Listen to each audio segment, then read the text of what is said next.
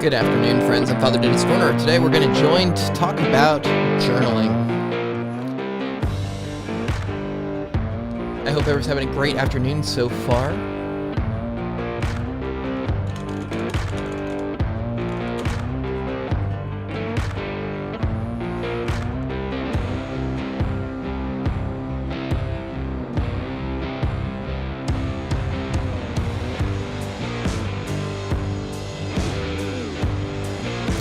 Change the titles on all of these. What fun that's going to be. Let's go ahead and make that happen now while I'm waiting for people. Let's see. Edit post.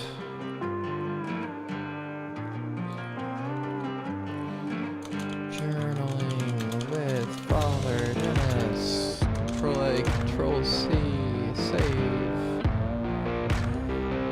Where else am I popping up live? Right here, edit. Edit post.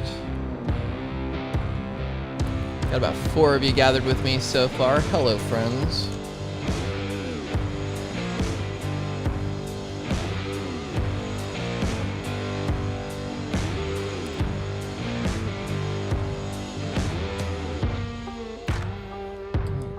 Change it on Father Dennis.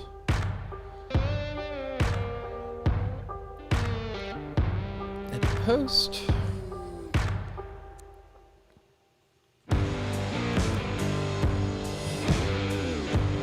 Paste. Save.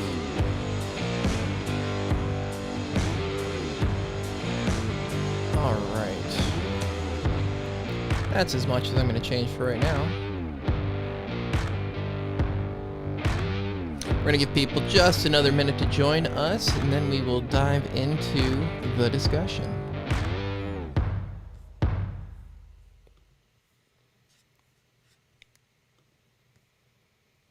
Let's see.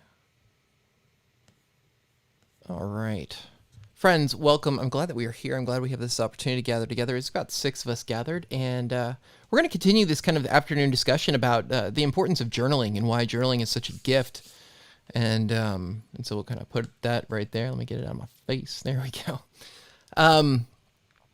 One of the things that I've been kind of talking about is utilizing a journal as something that kind of helps us in our prayer life, helps us in our processing life. And there's just a myriad of beautiful things that come from spending time with a journal each and every day.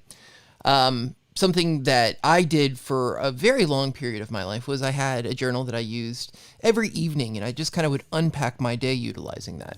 And then once I got into my theological studies, I had a professor who shared her experience of journaling that really resided around a morning practice, as well as other times, but particularly in the morning. And so I adopted that as being something that I thought, you know what, I could benefit from that. And so I did.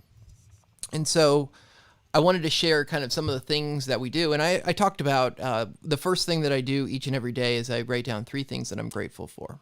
Some days that's a stretch, and I get it, but it's kind of cultivating that mindset of gratitude first and foremost. And so it's the first thing that I do. Even before I write down the date on the piece of paper, I try to think of 3 things that I'm grateful for. I actually try to be mindful of that first and foremost when I wake up most mornings. I try to think of something that makes me happy right away. I want happy to be the prevailing thought through my day, right? And so I try to start it off with a sense of gratitude and a sense of hope. And so you pick 3 things. This morning, it was for my old creamer, actually, because I ran out of the new stuff, and I recognized how gross the new stuff is that I got. And so I was thankful for what I had that I don't have anymore, and I will recreate that again. And then I had a couple other things that were on there, but it could be anything. Just kind of you think about those things and you allow yourself to have a sense of gratitude and sit with them for a moment. And then you can kind of sketch out, it's February 23rd, and or tomorrow it will be February 24th. And so you're beginning that processing of kind of what am I hoping for today? What is it that I want to show up and have with God today, here and now? Now, some days that's easier than other days. And so I thought I would share a number of different kind of writing prompts that could be particularly helpful in guiding all y'all through kind of learning to journal. And so if you don't have something to kind of write down thoughts right now, I'm going to give you a second. I'm going to ramble and kind of give you an idea. But go ahead and grab a pen and a pencil, or a pen and paper rather, or pencil and paper, whatever writing utensil and device you wish to put that upon. And we're going to talk about a list of items or a list of things that you can kind of think about. And you can sketch some of these down on a list. And here's my suggestion. Sketch these down on like one of the last pages of the journal that you use, or on a loose piece of paper that you're going to stick into the journal. This is something you're going to go towards to kind of jog your own memory, or not even jog your memory, but just kind of connect you're connecting your journal to your heart and your mind in that very moment. And so I'm going to go through some really good writing prompts that are helpful of kind of fostering a spirit of mindfulness as we enter into prayer. And you don't have to continue with this. Once your thoughts kind of start flowing from writing out whatever this prompt is that I'm going to share with you, then you can kind of write a line. I usually do one of those, I just kind of do a little squiggle and I write a couple hash marks through it. And then I begin with the real journaling, and I'll put a cross usually at the top of the beginning of the prayer. And here's a couple of the prompts. My favorite way to spend time in prayer is this. This is where I like to sit. These are the items that I like to have present. This is the music I like to hear, perhaps. Think about those elements, and you can just start kind of journaling about that. What's my ideal way to spend time in prayer? Here's another one. If I could teach my teenage self one thing about faith, what would that be? And maybe that's a current revelation. Maybe it's something that was a turning point or a beginning of authentic conversion within your own heart. But what would you tell a younger version of yourself? What would you want to bestow? What wisdom would you share?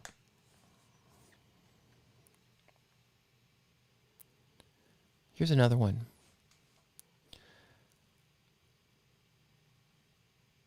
In my own faith journey, 2 moments that I will never forget are the following.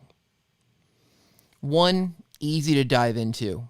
2, not as easy. And so it allows you to kind of think at different points in your life. I would share what I would write. I can think of a confession that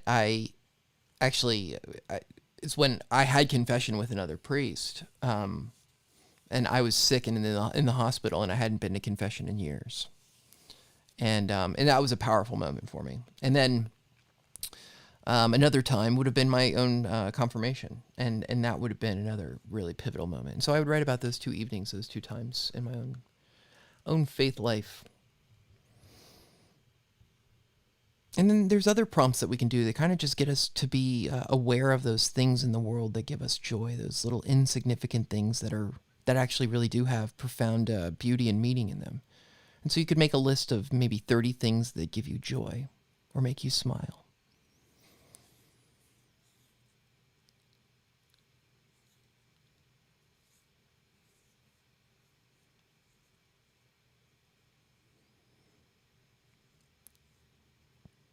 And finally, if you're really trying to connect yourself with Christ, think of one story about Jesus and place yourself within that story and share it from that perspective.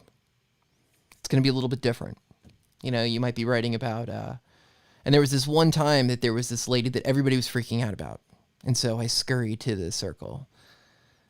I was shorter than everybody else because I was young, and I saw all these men standing around this one woman, and it could be that stoning story. And suddenly I saw this guy with long hair reach down and draw something in the sand. It's creative writing. But in this you kind of identify, where are you in that story? And shared from that perspective. All these devices to kind of dive into the creative part of yourself, in that imaginative part of your own faith journey, is so helpful. Because faith is not a stagnant thing. It's not an arresting of self in which we no longer evolve as a human being, but it's these moments that catapult us into the next great thing. It's which puts us into the next mission, or the next focus in life. And so prayer is essential, not only in terms of healing, but it also is where we hear that call. It's where we feel that burning of love that causes us to gravitate towards serving another. And so I can't implore enough, like, how much of a gift journaling is, not only in becoming a more aware sense of self, but in some ways it very much clarifies, how am I going to go serve in the world? Because you become aware of, based on what you're wanting to talk about, where your passions lie, where your attention is captured. What do you gravitate towards, what you are drawn to.